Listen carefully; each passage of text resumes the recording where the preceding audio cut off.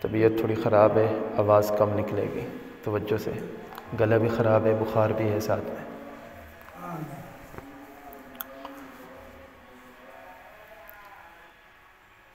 شعبان المعظم کا مبارک مہینہ چل رہا ہے۔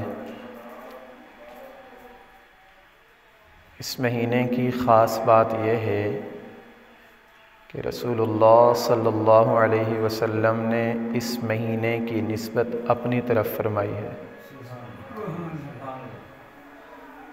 فرمایا رجب اللہ کا مہینہ ہے، شعبان میرا مہینہ ہے، کملی والے آقا کا، اور رمضان میری امت کا مہینہ ہے۔ اور رسول اللہ نے فرمایا کہ رجب اور رمضان کے مہینے کے درمیان جو مہینہ ہے وہ بڑی اہمیت کا حامل ہے، لیکن لوگ اس کی عظمت سے ناواقف ہیں۔ بہت زیادہ اہتمام رمضان المبارک کے اندر تو کیا جاتا ہے، لیکن شعبان کے مہینے میں مسلمان تقریباً اکثر غافل رہتے ہیں۔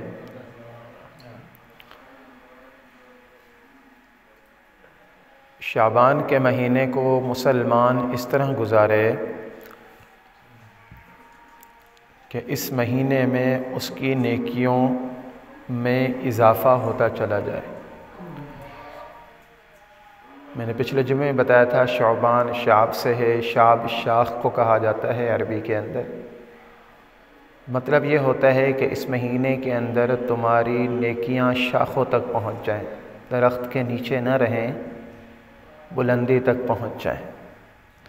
اس لیے اللہ کے محبوب نے اپنی طرف نسبت کی ہے۔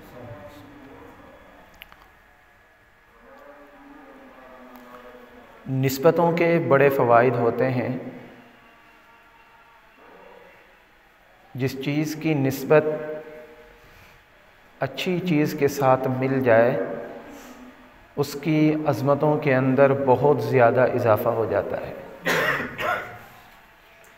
اور شعبان کے اوپر ہم کیسے قربان جائیں کہ شعبان کے مہینے کو اللہ رب العزت کے محبوب پیغمبر نے اپنی طرف منسوب کیا ہے۔ پھر امت کو چھوڑ دیا کہ دیکھتے ہیں کہ امت اپنے محبوب کے مہینے کی کیا قدر کرتی ہے۔ ام عائشہ صدیقہ رضی اللہ تعالی عنہا نے جناب رسول اللہ صلی اللہ علیہ وآلہ وسلم کو دیکھا کہ شعبان کے مہینے میں آپ کثرت سے عبادت کرتے ہیں۔ پوچھا کہ یا رسول اللہ صلی اللہ علیہ وسلم آپ کیوں کثرت سے عبادت کرتے ہیں، عام مہینوں میں اتنے نہیں کرتے؟ فرمایا اس مہینے کے اندر لوگوں کے اعمال اللہ کے سامنے پیش ہوتے ہیں، لوگوں کی تقدیریں لکھی جاتی ہیں۔ ایک حدیث پاک کا مفہوم ہے، آدمی شادی کی تیاریاں کر رہا ہوتا ہے، وہ صحرا باندھنے کا سوچ رہا ہوتا ہے، دولہا بننے والا ہوتا ہے، لیکن کاتب تقدیر نے اس کے لیے موت لکھ دی ہوتی ہے۔ اور ایک آدمی بستر مرگ پر پڑا ہوا موت کے انتظار کر رہا ہوتا ہے، کاتب تقدیر اس کے لیے شفا کا پروانہ لکھ دیتا ہے۔ اس لیے رسول اللہ کے مہینے کے اندر اور کچھ نہ کر سکیں ہم تو کم از کم اپنی زندگی سے گناہوں کو ختم کر دیں۔ گناہ لفظ کہنا آسان ہے، لیکن جب اس کی گہرائی کے اندر جائے نا، گناہ کس کو کہا جاتا ہے، کون سا کام ہے؟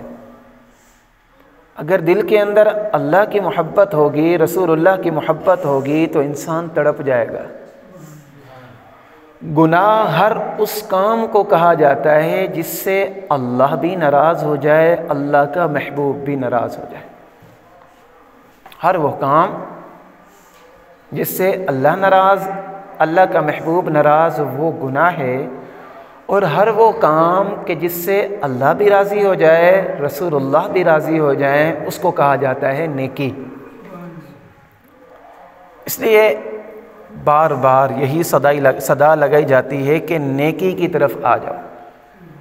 اللہ قرآن میں فرماتے ہیں سارعوا الی مغفرۃ من ربکم وجنہ، دوڑو اللہ رب العزت کی طرف سے مغفرت کے لیے۔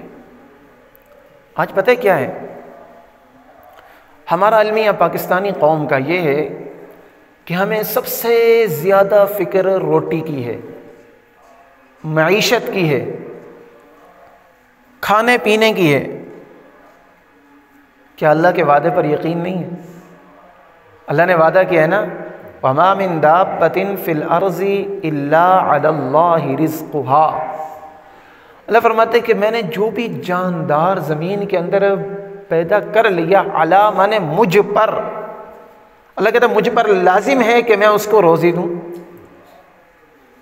پھر آگے اللہ فرماتے ہیں نحن قسمنا بینہم معیشتہم فی الحیاۃ لیلا من المسجد الحرام الى المسجد الاقصى الذي باركنا حوله لنريه